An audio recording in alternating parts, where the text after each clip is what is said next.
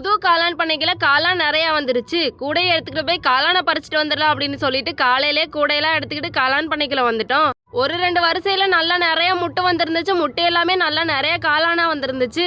காளான் இல்லாதப்போ நிறைய பேர் வந்து கேட்டுட்டு போயிருந்தாங்க. எல்லாருக்கும் வந்ததுக்கு அப்புறம் சொல்றோம் அப்படின்னு சொல்லிட்டு சொல்லியிருந்தோம். ஆனா இப்பவுமே நம்ம காளான் பேக் பண்ணிட்டு இருக்கே ஆள் வந்துறதுனால அப்படியே கொடுத்துற மாதிரி இருக்கு. சொல்லி வச்சவங்களுக்கு எல்லாம் கொடுக்க முடியல. இன்னும் நிறைய போட்டுட்டு கண்டிப்பா எல்லாருக்கும் இல்லைன்னு சொல்லாம கொடுத்துருவோம்.